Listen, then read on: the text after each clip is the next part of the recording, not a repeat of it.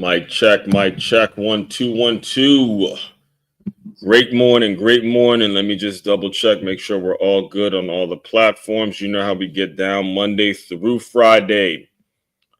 Facebook, YouTube, and Let me just double check. We're good. We're all good on. We're good on Facebook. What you guys just heard was me hearing it from my phone on Facebook. So let me just check LinkedIn real quick. LinkedIn, and then I'll check YouTube to make sure we're all good.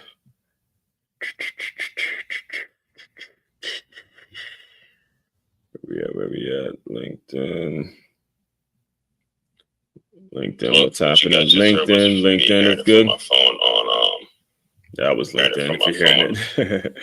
It's LinkedIn if you're hearing that again. My apologies, by the way, if you are tired of or don't like the whole intro thing. It's just when I first started doing these, there was a point where I did a whole show and I realized it didn't record until after. So since then, I'm kind of paranoid and make sure that everything is everything on all the platforms. So you just got to bear with me for a little bit. It's not going to take too long. And YouTube, we're all good. All right, here we go. Let's get it. Good morning. Great morning to you folks.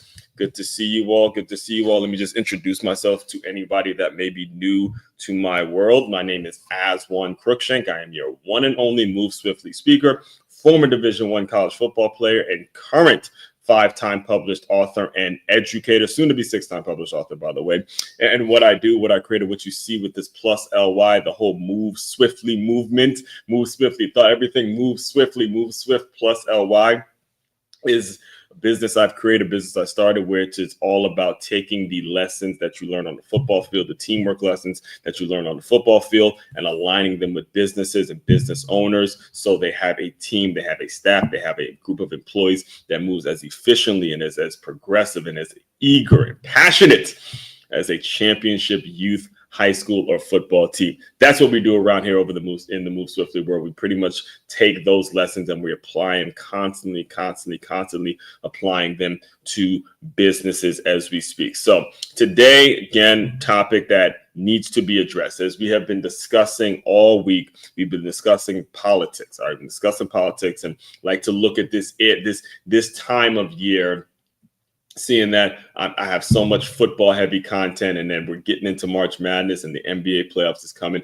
In between that time, to talk a little politics. Whenever football and basketball isn't in its highest of heights, when it's kind of in the mid-season mode, you're always mixing in a little politics, because I grew up in the DMV, grew up in Maryland. So when it comes to basketball, that's what we do. Basketball, I was never good enough to actually play, but I was around the game. So we're about to get into a lot of basketball heavy content as we move forward here, but also seeing that it is Maryland, a lot of politics that go on, a lot of things that you get swiped up in and just twisted up in. You just see how these politicians move. And then myself as a former football player, person that has coached the game, scouted the game, has built my business, has built my ideas and the concept and the principles based off the things I've learned from the game of football, and all of that mixed in is what makes it so very, very much in that world. So before I get too heavy, so we're going to be talking, like I said, we're going to be talking weak leadership and why that is the number one reason that businesses fail. And you are listening to someone that has been around the block with this. All right, I'm going to get into it as we go. I'm working on not getting started too early because I got to get through a few announcements and I want to get through a few current events before I actually get started on the topic. But I want to just frame it a little bit for you guys to understand that we are going to be discussing something that needs to be addressed whenever we're talking politics, whether it is politics, whether it is basketball, whether it is football, whether it's business in general. We have got to discuss, and you really got to weed out weak leadership, regardless of what lens you are listening to this from. You could be listening to this from the lens of the employee. You could be listening to this from the lens of the parent. You could be listening to this from the lens of the maybe the middle manager or whatever it is. The end of the day, leadership is an internal battle. Leadership is something that you have to work on from the inside out. And if it's weak leadership, the business will fail. That is a guarantee. All right. We're going to discuss that in a second here, regardless of the business model, by the way. But we're going to discuss that in a second. Let me get through some announcements, and I'm going to get into some current news, current events. One current event in particular, current events, plural. And then we'll get into the topic. First and foremost, all right. Business owners. No, excuse me, not business owners yet, but West Palm Beach. If you are in the West Palm Beach area and you are interested in free boxing lessons, I put those on every 2 weeks. Just hit that QR code that you see on the screen there. If you're watching this via video, if you're not, just go to free guide. No, not free guide. It's free boxing. It's boxinglessons.makeitmove.com. Yeah, freeboxing.makeitmove.com. Go there and then you'll see all the information to sign up. Next thing, now it's for you business owners. If you are having an issue, and you are, just to let you know, but if you're not having it now, you definitely will. If and when you have the issue of constantly replacing employees and constantly dealing with turnover, you need to go to freeguide.makeitmove.com. That's freeguide.makeitmove.com. What I created was a 10-step process, 10 bullet points in which you can use right now that'll lead to a more efficient workplace, a workplace that has some efficiency, a workplace that has some structure, a workplace in which everybody is walking into that business and they know their role, they know specifically how they're going to get better that day. You cannot look past today, business owners. Hear me clearly on this one. You cannot look past today and business. All right. You have got to bring in a staff that knows what they need to accomplish that day. Just get it done that day and develop that mindset of getting it done that day and then move forward. Too often do you guys look too far down the line, and the problems that you need to be clearing up right now are not solved yet, and you're wondering why your business isn't moving forward. All right. And finally, Patreon. Tap into the Patreon, patreon.com/as144. It's our membership. It's basically our membership here where we get you in regardless of where you are or where you are financially, where you are in profits. Just make sure you tap into the Patreon. We have preseason, regular season, and postseason. If you're interested in that, just let me know and we will get all the information out to you accordingly. All right. So before we start today's topic, and it's ironic, and I'll just kind of explain this to you guys now. Whenever I discuss a current event in some way, shape, form, or fashion, it's kind of in alignment with the overall topic. And the overall topic today is weak leadership and why so many businesses fail. And the reason that I've got to address what's going on with Shedeur Sanders and this NFL draft and all this nonsense that is going on is because it is showing, it's displaying a level of weak leadership. It really is. It's a real problem that we have in the game of football now, which is why I've been on record saying it over and over and over and over again. In fact, I'll do it with you guys. I'll do it with you guys right now. I'm going to Google my name and Google the Google feeder system. All right. Just for some receipts here.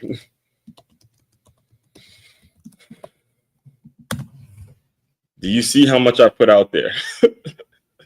Okay. Do you see how much I have put out there about a feeder system? Just look at it. Feeder system. There's so much talk. I've done so much. Put so much out there in terms of a feeder system, and what's going on with Shedeur Sanders and Cam Ward and all the talking that's going on with the NFL draft is a prime reason as to why we've got to go to a feeder system in the National Football League. Here, look at the thumbnail. So this was the thumbnail from this morning where all day yesterday, I had to hear about, some anonymous quarterback some anonymous quarterback coach saying such and such about Shedeur Sanders and who's going to go number one and all this other nonsense. Look at the kind of headlines I'm reading right now. Why not every team gives Shedeur Sanders a first-round draft grade? This is Yahoo Sports, New York Times, New York Post, NBC. What Shedeur Sanders said about that rub some of all of this talking, man, just talking, nothing but a bunch of talk. And all of this going on shows an example of weak leadership. So I'm going to let today's move swiftly because I gave a whole take on this earlier this morning. I want you guys to listen to it. And as I break down what I said this morning, we're going to transition into how this concept and how this problem, how this issue of weak leadership is going to lead to the death of businesses. Because when you have weak leadership, ultimately what starts happening is you have too much turnover, and with too much turnover, it is incredible. It's damn near impossible to get everybody really aligning on a vision, aligning on the same vision so you can move forward with it. And it really just started with weak leadership. So let me just let this play. I'm gonna let this play, and then we'll get into the topic. We'll get into more of what the topic is all about today. Let's get it. As one Crookshank, your one and only Move Swiftly speaker, checking in for a daily Move Swiftly thought, giving you a perspective on teamwork you will not get anywhere else. Nice, refreshing 6 miles today. Refreshing 6 miles. Some abs. Nice cooler day. Woke up a little earlier. Got it done. Got it out the way. Let's get into some of these comments. Now, today's Move Swiftly thought, I'm not talking about Shedeur Sanders and Cam Ward per se.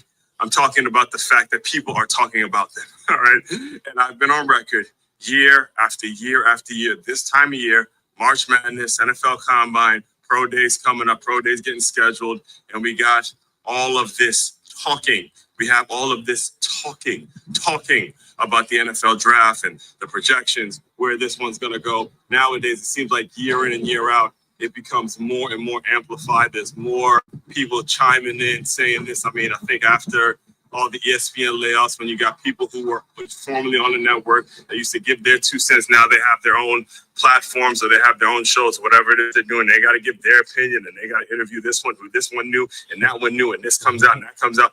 All of this bullshit, all right? It's just too much. It's too much talking, all right? Let me just tell you, and this isn't an attack on Shedeur Sanders or Cam Ward, but neither one of those two players, as of right now, should we even be talking so much about, because they have done nothing at the professional level. Yes, they both have unbelievable potential. They both have unbelievable talent. But what I had to see, and I'm happy to say, and this is where I've seen the growth in myself personally. I'm happy to say I listened to absolutely 0 segments, 0 takes on. So apparently what happened was I saw that Shedeur and Cam Ward were at the Combine, but for some reason they didn't compete in the Combine, which again, in my opinion, personally doesn't make any sense, but totally understand if their team, their management team, or their trainers, their advisors, or they got some indication as to not compete. That's their decision. I don't see why they're even going to go if they were going to compete. That didn't make much sense to me at all, but that's another conversation for another day.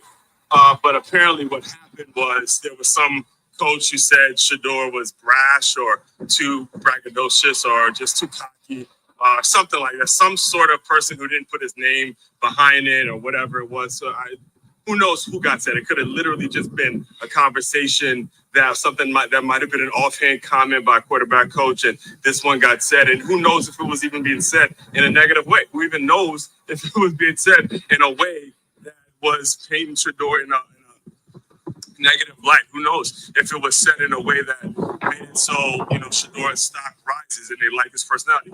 Who knows? And that's the problem. Nobody does, but it seems that everybody has a damn comment about it. I mean, you'll see the thumbnail on this. It's a whole news cycle. Every segment, everything you see. Oh, some quarterback coach says Shedeur is too brash and too cocky, and his stock is falling, and everybody's giving their opinion on what this is going to happen, what that's going to happen, and all of that over the long haul. I'm just telling you right now, over the long haul, all of that is going to completely ruin the game if we do not, and I'm saying it over and over and over again. If we do not go to a feeder system, allow these guys who are coming out of college to go compete at the pro level before we move them up to these NFL teams, because there's just too much talking, man. The game of football is not played through talking. The game of football is not played through tongues. The game of football is being played on the damn field when you buckle up your chin strap and you play the damn game. It's not played in a booth. It's not played on a microphone. It's not played in some studio somewhere. So I don't get how so many people get to give their opinion and give their 2 cents on something when they're not actually playing. Yes, I get that a lot of these guys are former players and they did things a certain way when they played, but this is not the same game. It's a brand new game. Okay, the athletes are just better. So everyone constantly talking about Shador and Cam Ward and who's going to go number one and all that kind of stuff. All of that stuff just hurts the game. Yes. We got to stop it. I'm telling you, we just have got to stop the madness, please.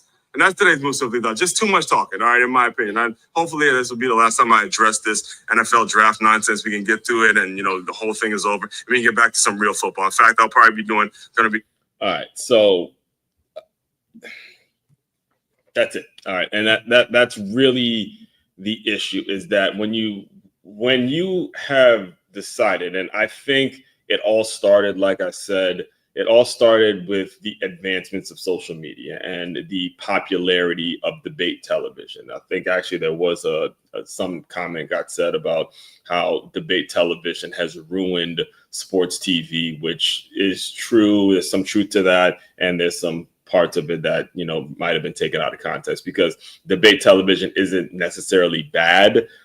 Giving your opinion on TV isn't necessarily bad if you're talking sports. If you're talking about sports, you got your team, you got that team, somebody won the game, and whoever's team lost, that team lost, and they got to eat crow and they got to analyze it, break it down, and they're argumentative, they're debating in a certain way, but they're debating based on something that has actually happened on the field. You have your guy or whatever it is.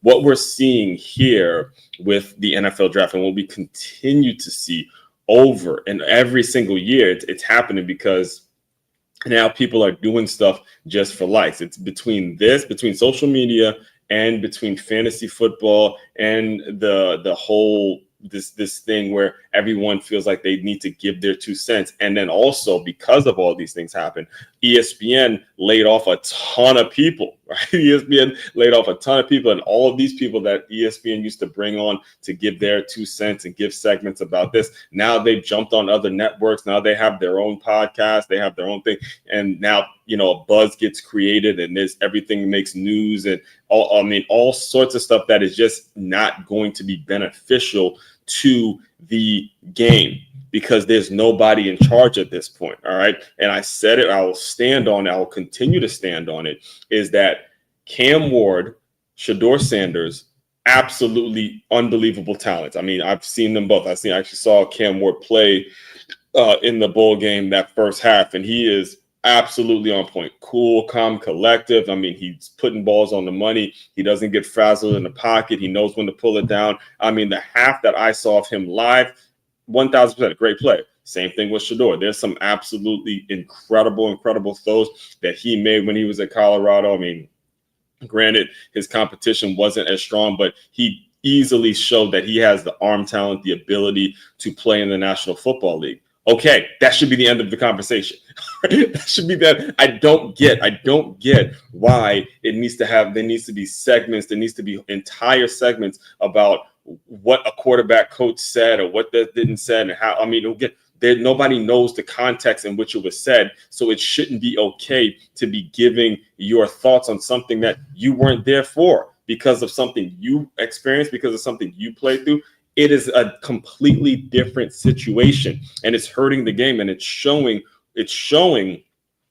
why a lot of people are turned off by the NFL game. I've spoken to tons of people, including myself. I even posed that question one week, where the college game is just better because of the lack of this NFL draft. This NFL draft is just wrong. They have turned something that was meant to be really kind of private, really secluded, really just between their franchise and somebody coming. What up?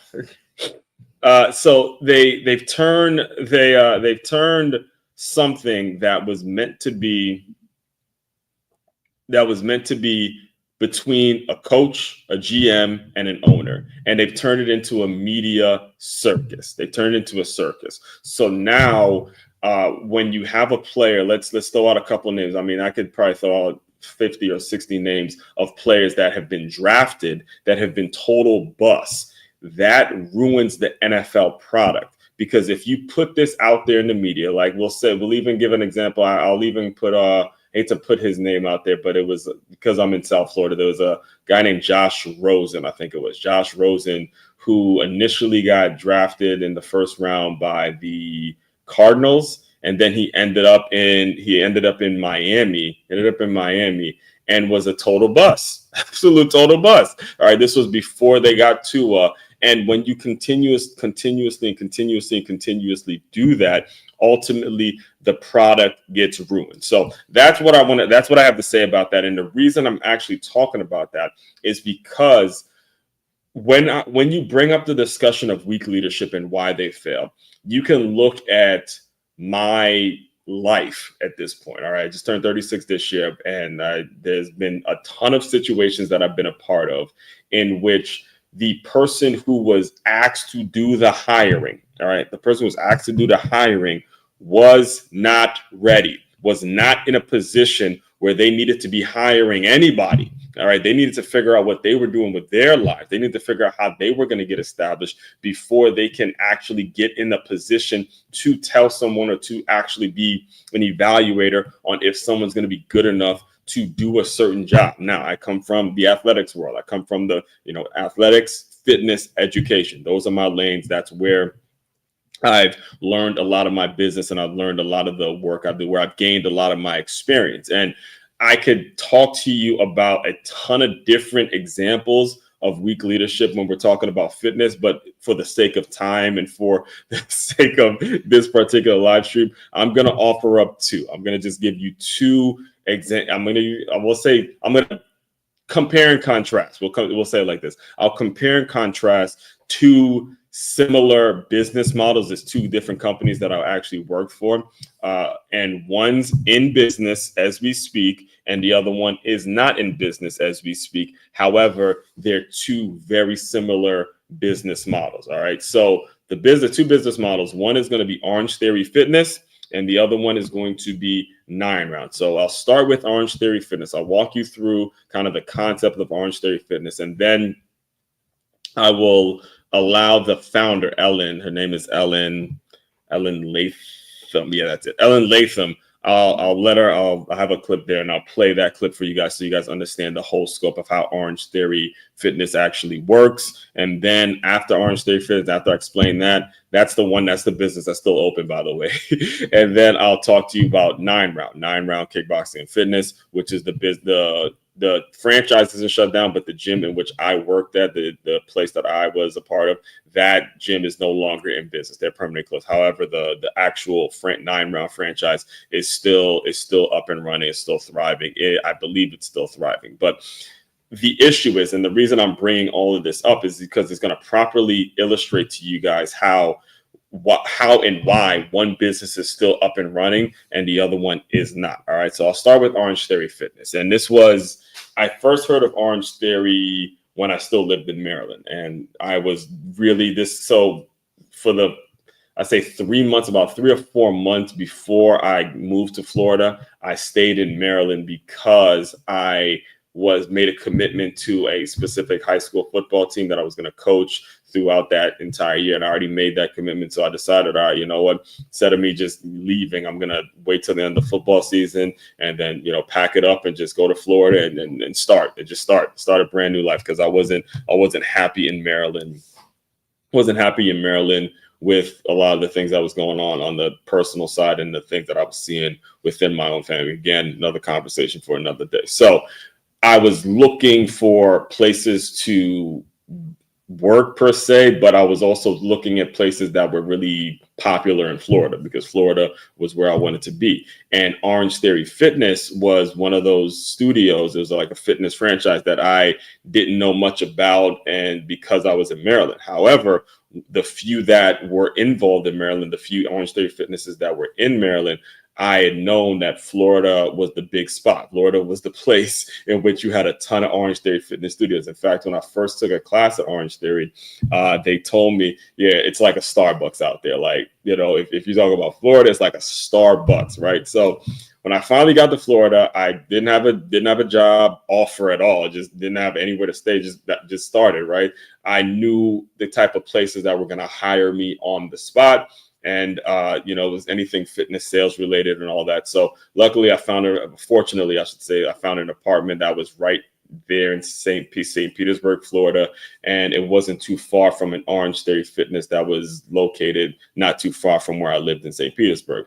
And fortunately, they were looking for sales associates, and boom, got hired. And boom, once I got the actual job offer, my life officially started in Florida, right? Officially started, say, let's go. And then this is OrangeTheory too. So, you know, especially when it comes to OrangeTheory, when it comes to the women that work at OrangeTheory, it's like, okay, now we could work something out. We can work something out. But what I want to tell you guys, here's what I want to explain to you guys, all jokes aside. When I did my interview for OrangeTheory, there was now again, I've been around the block at this point. I'd seen a lot of gym franchises go up, and I've done a lot of work with the fitness industry, scouting, you know, athletics and all that. I've been around the block, like I said, right? So it really wasn't an interview as much it was more of like a conversation, right? It was a conversation. The people that were interviewing me, one was a former LA Fitness guy, came to OrangeTheory, and the other one was a former member, and she was a fitness junkie, fitness enthusiast herself. They both used the place. It was, again, this is fitness. People, it's their lifestyle. It's what we do. We work out every single morning. We do what we have to do. It just so happens that we're also working at the gym, but we work out too. We take the classes too, all right? And if you're going to make it in fitness, by the way, if you're not also working out, it's going to be very hard for you to actually maintain over a long period of time. Just letting you know, just a sidebar.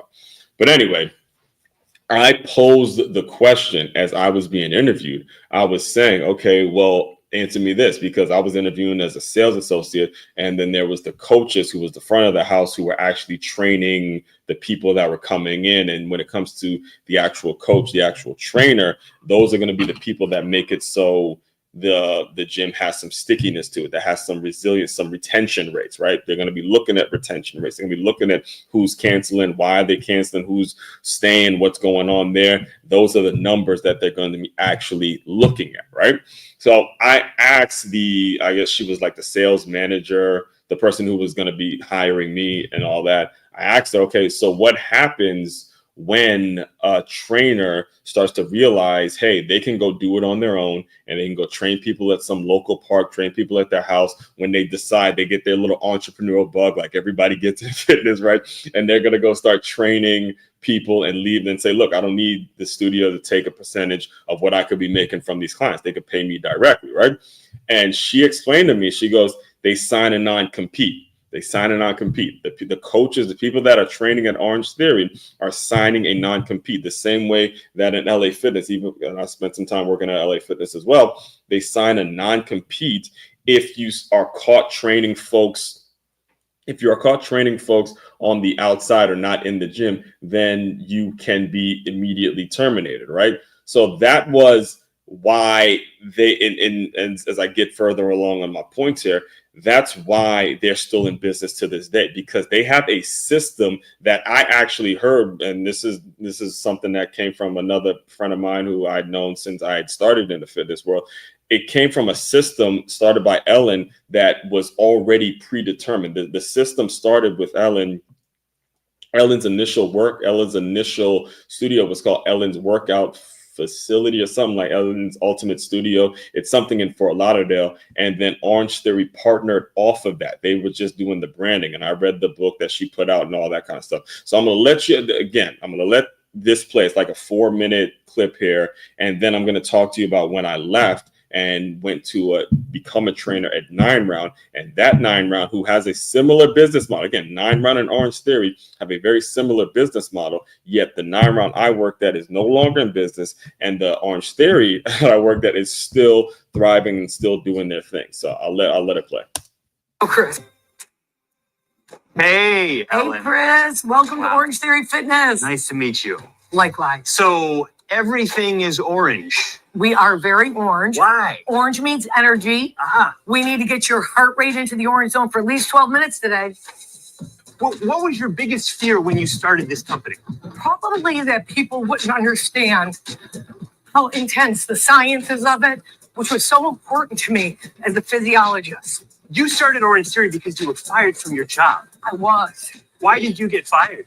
I had been there for a while and they didn't want to pay me what I was getting paid. I had built up to that point. Your salary was so high that they just cut you loose. And, you know, I started literally trading people out of my home.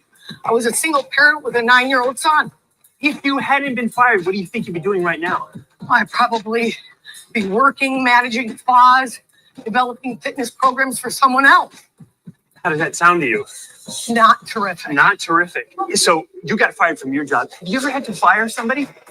Have I ever had to fire anyone? I've had to recommend that maybe it's not a really good fit. And is that a nice way of saying it? That's how you go about firing someone. You know? What is the worst trait in an employee? Well, I think commitment and dedication, passion. Those You are have to bad have those traits? things. Those Well, are the listen. good traits. I think, yeah, but if you don't have those, Yeah. if you don't have those, are you really ever going to be able to give 110%? I see. I kind of want 110%. Yeah. You started OrangeTheory from your house. And then how many studios are there now? We have 900 studios open. 900 studios. We've sold about a total of 1,300 studios. We're in 16 countries, which really excites me. Word on the street is that your fiance is a franchisee. He does own a studio in Florida. How did he go from franchisee to fiance?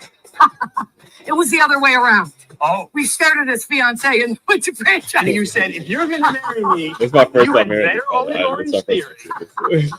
first- 3, 2, 1, and let's wrap the hand. Ooh, great job. Thank you. Yeah. We're gonna go over to the weight room. Orange zone. So, Good work. A big part of your story was starting this as a single mom. How did you manage that? My sister helped me out a lot. I had a lot of family members that helped me out a lot. But I think additionally, what you need to do is keep focusing on what's right in your life, not what's wrong. And then you get less discouraged. Wow. How much sleep were you getting then in those early days of Now, OrangeTheory? listen, not a lot. Your brain is going all night long. So your energy, your eating, your exercise has to be spot on for you to be able to handle all of that. You grew extremely fast. There are franchises that have grown really fast and then they collapse because they grew too fast. They start closing down stores. Do you imagine that there's the risk of that happening to you? Unless the human body changes how it responds to exercise, everything we've got in this workout is going to last your lifetime. So with this rapid growth, what was your revenue last year? Well, by the end of 2018, we should be close to $1 billion. And how much money were you making when you first started this out of your house? Let's say about 30,000. 30,000 a year? 30,000. And now at the end of this year, you're going to make close to $1 billion. The company, The correct. company. Jeez. And 3, 2, and 1. We did it. We did it. Chris, you really did a great job today. You have become orangified. Thank you for letting me brain. Absolutely. And maybe I'll see you at another time. I hope so. Take care. All right, so yeah, I know that was a long. I was lost for a second there because you gotta understand, I didn't know anybody in Florida. I was brand new to the area. I moved out here, just taking a huge risk, and that was the first job I had. So that was the kind of inspiration I was able to get every day. Every morning I would show up 4:30 a.m., leave at like 1, and I would have to get sales and go out and market, go out and meet people. I would do table setups, man. And it's funny seeing people, pulling that rower because I remember there was the person that I was speaking of before that actually brought me in. That was my hiring manager, one that hired me. We had an intense conversation that was not planned. It wasn't planned. I think it was like a sale coming, a price presentation coming up. A newcomer coming, intro. That's what they used to call it. Had an intro session coming up. where the person was going to be trying the class for the first time, and I had to present the prices. And I was asking her to give me some. I was asking her to do some role play or whatever to say, yo, I want to make sure I get that. I want to nail down my delivery. And she was like, rowers, this, that, and then she had told me, here was the question. Here was the question. I'm gonna move on. First, let me just get this out real quick. So she goes, do you know the difference between the OrangeTheory rowers and a rower that you get at LA Fitness or whatever it is? She goes, the water in the actual row, so it makes them feel like they're actually in the river pulling. Like, that's the difference, and that's kind of the thing that makes OrangeTheory unique. The science behind it, the technology behind it. All of that stuff makes it so the system is just like this table right here. It's a solid system. It's a solid system that people can buy into, as she has just alluded to or explained. Her own fiance became a franchisee after they got together, because the system is so solid. It's almost like buying into a McDonald's, regardless of where you are in the world. All right. The McDonald's, you go and you order a number 2 from McDonald's, it's going to be the same food every single time. Now, if you go into a McDonald's, the interior design of it is going to change. The design of the layout of the building and all that kind of stuff is going to actually change. But what you actually order, the actual product, is going to be the same.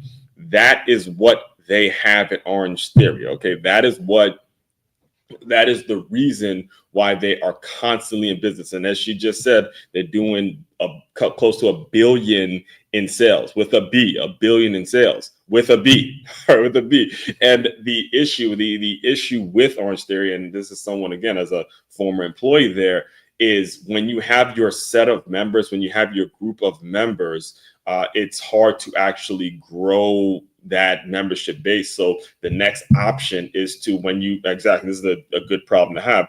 The option is to just build another studio, because the studio isn't going to cost that much to build. The expenses are coming within the actual system, within the actual products. The treadmills got to be on point. The rowers obviously got to be on point. The weight room and all that stuff got to be on point. That's where the actual expenses are. So they have so much that goes in on the back end before they actually open up. In fact, as I left St. Petersburg, they were building a new OrangeTheory. So I had an opportunity to see how the new ones are built and what they have to do and all that. And the person who actually, the franchisee, the person that owned the group of OrangeTheory Fitnesses that I was a part of, we went and visited the location, and he basically ran down how much people are making in this area, how much people are making there. There's a Publix, right? There's a grocery store right there. There's another gym right there. He had it all set up to where the location is where all the traffic was. So regardless of who comes in and out of the business as an actual employee, the leadership and the system is already on point, because there's a process that they go through in order to actually get the studio open. All right. So that's number one. That's I'm explaining all that to you because right after that, I left OrangeTheory, and the reason I actually left OrangeTheory is to move to South Florida, because the Dolphins had offered me a position. It was only part-time at the time, but because it was only part-time when I took the position with the Dolphins, I had to find another like gym to work at, to where I was able to supplement both the incomes and create, be able to eat and all that, pay bills and all that kind of stuff. And the gym that I found that I actually would have preferred was 9 Round. Right, 9 Round Kickboxing and Fitness, because one of the things about me is I always wanted to learn, especially when I was through playing, is I wanted to learn how to teach people to box. I wanted to learn that hand-eye coordination, that jab, cross, uppercut, hook, cross, jab, jab, cross. There was such a synergy between the, boxing, learning to box, and adding that skill set to what it is I do, because I saw that crossover from being able to teach somebody how to throw a jab, a hook, a cross, teach somebody the footwork and all that, and being able to help the next linebacker, help the next tight end, right? Help the next fullback, lineman, receivers getting off their releases, cornerbacks being able to punch and all that. I saw the synergy. So if I was and that's always been my thing. It's always been my thing, especially even like right after I graduated from college as a scout. I've always saw that connection to where, how can I connect what goes on in the fitness world and what goes on in the athletics world. And I've always seen boxing as that thing. That's where, actually, I'll show you guys. That's where this book came from, right? Make Your Move. That's where this book, that was the core of this book, to where I've always saw that as the connective tissue, because if you look at the movements and how people, swim, move, uppercut, hook, all of that stuff is just incredible synergy. So I was more excited to work at this particular 9-round because I had finally gotten a job with a professional football team. I had gotten a job with the Miami Dolphins, and I was like, I bet, let me go. If I got that background of fitness, you go find a fitness studio or a gym in which I can continue to develop my skill set, and at some point be able to cross that bridge to create some sort of crossover, which is what this was all about, right? So here we go. We're getting to the title now, getting to why weak leadership fails, or why weak leadership is the number one reason why businesses fail. Because this particular 9-round, actually, no, before I get into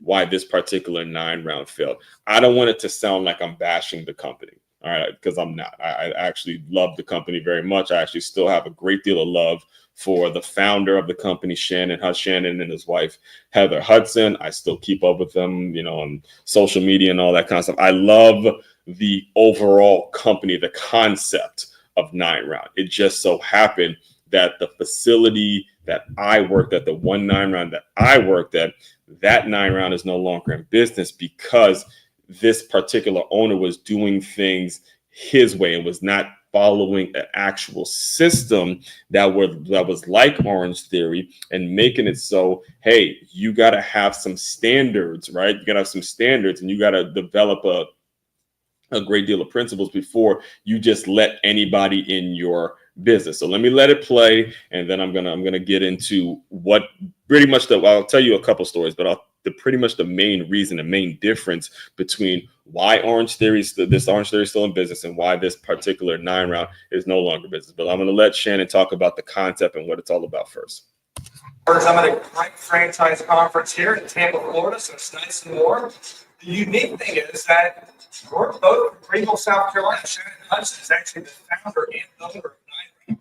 So, at one point, I'm actually looking into this brand. It's a great brand. They have several stations, and they teach people, it's a fitness brand. But, I'm not going to take Shannon's thunder. But what our firm does is we meet and get to meet franchise CEOs or franchise development people around the country.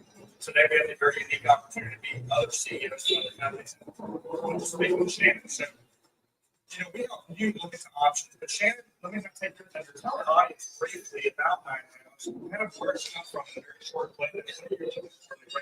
Well, good question. 9-rounds is a 30-minute full body kickboxing circuit training workout. It's just a ton of fun. It's like a roller coaster ride. It's fast, it's fun, and it gets results. We have 630 units. We're in 18 countries, and we're looking for great owner-operators and people that want to change people's lives with fitness. And that's what we're looking for. Well, guys, that's like a very short clip.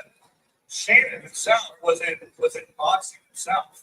And tell about a little bit about your journey there. Because, it's not just a fitness brand that just popped up overnight. It's a little bit more in depth than that. Yeah, well, authenticity is at our core. I grew up in martial arts. I've won world titles professionally as a professional kickboxer. I fought in Europe. I fought in Canada. And I wanted to bring real kickboxing training to the average person, but take out the good punches in baseball. That's the worst part. So it's just speaking about fun and about fitness and relieving stress and being stronger in 30 minutes. Guys, I deal with a lot of fitness brands. And the challenge is another fitness brand. I don't want to open up another gym. I get that all the time. I hear from Canada. It's not a fight. It's too many of them out there. Well, like about 9 rounds. So that's been inside one of the facilities before. It's a small, concise space. It's very meaningful. So Shannon's not take that. Tell the audience how the brand is evolved. How many franchises are we have that first? Yeah, we have well over 600 members out there. And like you said, our units 600, not 20, 600. Our units are 1,500 square feet. That allows you to be very intimate in the space and really get to know your members and create a community feel. So, it's an amazing brand. My wife works with me, and my brother works with me, and we got a big one office. A lot of people, and we just love what we do. And I'll pause there because there's a couple things I want to make sure I'm on making the difference, or I'm explaining to you guys in terms of the difference between Orange Theory and 9 Round. All right. So first of all, the membership experience is everything. All right. When you're talking about an Orange Theory, most of the time the classes are already filled. And when it comes to new people coming in, they have to be there at a certain time. They got to be there before, like maybe 5 or 15 minutes before, to fill out paperwork. And then when it comes to just getting new people in, it's a whole lot more of a challenge versus at a 9 Round. You can show up whenever you want. You can show up whenever you want. It's 30 minutes, and it leads to a more convenient process in terms of getting people in. All right. That is actually a huge difference in terms of the actual user experience, because I remember going to a conference. It was actually, it was like a training for us 9 Round trainers. And I remember Shannon making sure we would use that as a way of getting people from Orange Theory to 9 Round. He would say, look, I love he actually said this. He goes, I love Orange Theory because whenever people sign up to Orange Theory, they find out within the first 2 or 3 months of that, not even if it's that long, that they can never get into a class. It's always a challenge getting there by a certain time. And within that period, if it's soon enough, they'll be members of 9 Round if they use it the right way. But he also said something that was very key in that phrase, which is the intimate setting. All right, the intimate setting, and the fact that you have got to trust the system. You've got to trust the system. And I went to it was 2 conferences. One when he came to Fort Lauderdale, and then there was one in Orlando, in which he didn't call out the owners per se, because there was a lot of them in there, but he kind of alluded to it as he was talking to a whole room. This is a whole hotel, like a big lobby full of 9 Round owners. And he was pretty much saying, hey, look, guys, I understand you guys want to create your own workouts. I understand you guys want to go and do CrossFit. You want to have a CrossFit bar. You want to have a pull-up bar. You want to do all sorts of things in the fitness world, all sorts of things, right, that come up in the fitness world, whether it's CrossFit, whether it's some other type of workout, and you're doing this and you're doing that. But there's a certain system and a certain model that needs to be in place when they walk into a 9 Round, and you can't just be thinking about yourself, because when you do that, it creates a horrible situation for the entire company. This is what I mean. This is specifically what I mean when I say weak leadership is the reason businesses fail. It's not just the gym I worked at. It's not just the 9 Round I worked at. I know multiple, even when I got out here to West Palm Beach, there have been multiple 9 Rounds that have shut down. Multiple. All right. Well, I was actually chatting with a colleague of mine, and we were talking about a 9 Round that was out here in Boynton that I interviewed the owner on my show when I first started my podcast. I interviewed her, and both of her gyms are no longer up. All right. So it's not just an attack on the one 9 Round owner that I had to deal with for 4 years. It's more so about, hey, there's owners who decide that they're going to kind of do their own thing and not allow the system. How long the non-compete contract lasts? OT started 40. That's amazing. Yeah, that is true. That is true for sure. But yeah, and I'll address comments at the end. But when it comes to the non-compete, when it comes to actually making sure that the people that you hire are not doing things that are unethical and not going behind your back and taking your clients or taking your members, that is all about leadership, folks. That's all about leadership. And you actually putting your foot down. And saying, you're either going to train them here, and this can transfer over into any business. You're either going to train them here, or you can get the fuck out and go try to build out your own stuff. All right. That right there needs to be said, and it needs to be very clear to people, because if you don't do it, what's going to happen is exactly what happened to the gym that I was working at, where you look up and you're going to lose all your members, because eventually, if you want long-term commitment, the people are signing up because of the trainers. They're signing up because of the actual trainers. They're signing up. They're signing up because the person that they get to see and that kicks their butt every single morning, it's making them better. If we're talking specifically 9-round, these were ladies that were coming in that were dealing with domestic abuse situations. They were dealing with divorces. They're dealing with, just had a baby, all sorts of stuff. And just learning that jab, that cross, that uppercut, that hook, that jab, jab, cross, learning those combinations. All of those things were helping them. They weren't signing up. They weren't coming in every morning because they wanted to see the owner, because they cared about the gym growing. That's the owner's job, right? So I'll give you this story real quick and then I'll close you guys out. Because when I was at 9-round, there was myself and there was 2 other trainers that we'll say were qualified. We're good at, we'll say it like this.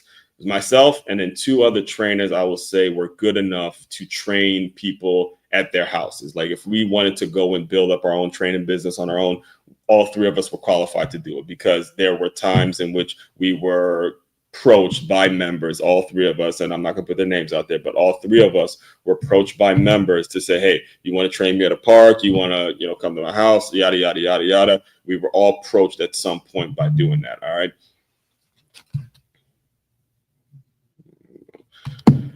So one of the trainers actually was like, he wasn't even pretending type of stuff. Like he wasn't even trying to do it on the low key. He used to have his like Instagram out. Everybody would come in. So the way the 9-round works is they come in and they do their 9 rounds of workout. He's showing them, he's getting people to follow him. He's getting people to book on. He's talking about his actual fitness business while he's at work. The issue with him is that a lot of the members just didn't like his aggressive tone and just how he was in general and stuff like that, because boxing wasn't his thing. His thing was more of a CrossFit type of workout. That was his background, and he was a lot like me in terms of just working at 9-round, because you wanted to develop a skill set that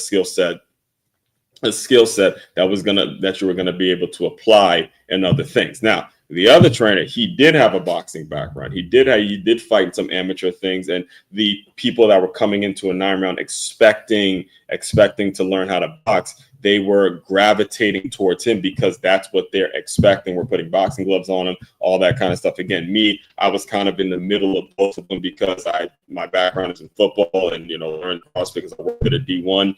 And then being that I was there, I had to develop as a boxing trainer. So I was kind of seeing both sides of the situation. Here is the issue. All right, here's the issue. I'm going to give it to you because I like to keep these within an hour. The issue is the owner never made it so them 2 signed a non-compete the same way that OrangeTheory did. All right, remember, if I go back and listen to when I did the interview with my interview with OrangeTheory, the lady told me they sign a non-compete. All right, they're not going out and training people unless they're in here. These 2 trainers that I just mentioned, and again, if you had all 3 of us working and we were all kind of on the same in alignment, then the gym would have never closed. There's no reason for that gym to close when you had 3 people that were good enough to go train people outside of this 9-round. But these 2 were going behind the owner's back. One wasn't really going behind the owner's back. They never signed a non-compete.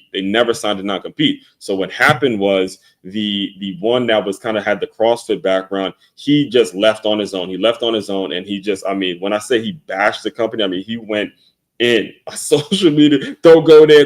He was going, him and the other trainer were kind of going back and forth, and they were going, back and forth on social media and all that. But then what actually happened is the trainer that had the boxing background, he was literally going to people's houses, training them. And what I found out, what really pissed me off about it, was that the owner knew about it. He knew about it, and he just didn't care. And it's no secret as to why that business is no longer in business. When you have a situation where you pay for a franchise, you pay to be a part of something, you got to think, you can't just think about, okay, I don't want to have this uncomfortable conversation. You got to think, look, there are people who are depending on you to make great decisions, to make proper business decisions. And when you decide that, okay, one other person if we're gonna use the example of this 9-round situation, if one other trainer gets to go and train people at their houses, and I'm not gonna say anything about it, then what's to stop everybody else from doing it? What's the point of even being here? If you can just, every single person that comes in now, I can go approach them to go train them outside. In fact, he came, so actually what happened was, and here was the crazy thing about what happened, because when COVID happened, he had shut down the hours on Sundays, right? So I decided, because I was trying to help him out in this situation, I decided Sundays I was going to do a free workout at a local park that was near this particular gym, and I was getting a decent showing. I was obviously getting in front of more people and stuff like that. And he comes at me during the week. I remember him coming at me, and I would post these things on social media, but he came at me on some, that's kind of a conflict of interest if you're going to be training people at the park and all that. Like, what? First of all, it's free, and I've tried to get them in the gym as we go, versus the other trainers who are actually going about training, like they're actually training other people at their houses. That's what I mean. All right. And that's, again, I'm saying this not to necessarily attack that particular individual, because, again, there were other 9-round owners that I met throughout my entire journey there that are no longer in business as well. And I see it over and over and over again when you see the type of leadership, and you see the issues that we run into every single day in this country, whether we're talking politics, whether we're talking sports, whether we're talking fitness, athletics, it doesn't matter. The number one reason is because the person up top hasn't aligned themselves with a system and built a brand that they believe in. You got to believe in it, man. You got to believe in it to the point in which you can tell someone, look, love you, love what you do, but it's either you're going to rock with this, or you can get the fuck out. You got to say it as bluntly as that. And if they're with you, they're with you. If they're not, you just got to keep it moving. You got to have enough confidence in your stuff to keep rolling, regardless of who's with you and who's not with you. That's really the bottom line. And that's an internal thing. So when you're talking about leadership, it is not so much about the outside world as much as it's what's going on the inside, what's burning on the inside of you, all right? What you actually have to live through in order to say, look, this is my company, this is my brand. It's just like your family. And this is why I love the example that Ellen shared about. It started with her. It was a fiance first, and then he bought the franchise. So now you know that they're together. You know they got themselves on an alignment in terms of how they run their company. In fact, and I'll just close you out with this concept, because one of my best friends, I'm like one of my day ones, one of my boys, man, Omar. Shout out to Omar. You know, he was on the show. I believe the title of his episode is Business Mentorship. And I was 19 years old when I first worked at my first gym, and Omar was a trainer there, I believe like late 20s, still training to play arena football. So he was, still trying out and stuff like that. And he's got not recently, but since that time, he's gotten out of just being a trainer, and him and his wife make money together because they run their own business. And I remember him saying on the show, because it had been a while since I've spoken to him, and he said on the show, you'd have no idea how great it is to make money with your spouse. If that's how you making your money, just congratulations. And that should be something we all strive for, because you got to love what you do to that point, to where you have that trigger and you have that grind and you have that dog in you, to where whenever someone's attacking your business, it'll feel like they're attacking your family. It feel like they're taking money off of food out of your kids' mouths because of the fact that they don't respect your business enough to actually do what it is they need to be doing. That's what you have to have burning on the inside. So that's all I got for you guys today. And again, if you're a business owner listening to me and you want more of this, you want a group, you want to build something like this within your own culture, within your own company, I need you to head over to makeyourmove.com. That's MakeYamove.com. What you'll see there is you can shop now. You can join the Patreon community. You can book me to come speak to your organization so I can implement this system. This is a system that you need implemented in your business. Implement this system so you can at least get, It's going to take time, obviously, depending on how bad the situation is, but you need to have a system in place, just like I expressed when it comes to Orange Theory, which is everybody in there got to be rocking with it. They got to be bought in and love it to the point in which they walk into your business as if it's theirs and they love it. All right. It's makeyourmove.com. We'll chat about it. You can book a call, book some time for me to come and speak to you guys. Let's see. All right, hold on. I got some questions here. What's up, though? A giraffe student athlete. Wonder how long the non-compete contract with us look like to find out. The non-compete. The thing is, so the question is, for anybody that's listening, the question is, I wonder how long the non-compete contract lasts. Look like the founder of Orange Theory started at 40 years old. Now, the thing is and this is actually a really important point, is the founder, as you can see, is doing the workouts herself. All right. The founder clearly believes in the brand. And if you go and you look her up, her name's Ellen. He's talking about Ellen. She's done some great things. She's speaking on many stages. And her story is actually really inspiring. Done some stuff with Tony Robbins. One of the things that they would do actually is they would have it so the managers and the staff would do like Dale Carnegie. They would do stuff that weren't related to fitness. It was all development, all leadership development stuff that they would have them do. So have you ever shared this story?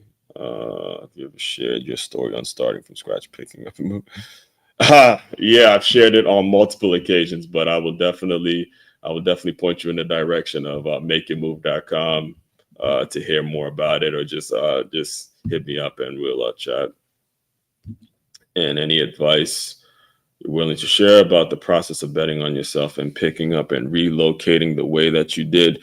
Yes, do it now. Do not wait. The longer you wait to do it, and I'm glad you asked that question, the longer you wait to do it, the less likely it's going to happen. The only way, and I tell people this all the time, is that the only way I was able to make the moves that I was able to make is because, first of all, I was young enough to do it, early 20s, well, not early, mid to late 20s, and I wasn't tied down in a relationship. Like, I wasn't shacking up with anyone. I was able to take whatever position was offered, regardless of how much they were offering, because I didn't have responsibilities that some people take on too early in life that they're not really ready to handle.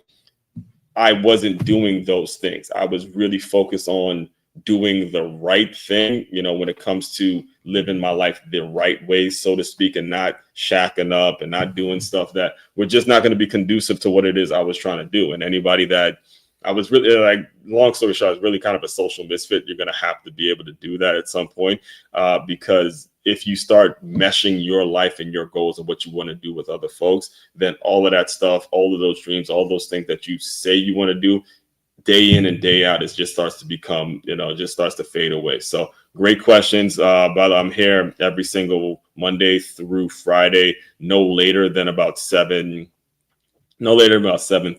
Usually go for an hour and we chat about that. So everyone out there, again, makeyourmove.com for more information. You guys continue to move swiftly. We will talk more soon.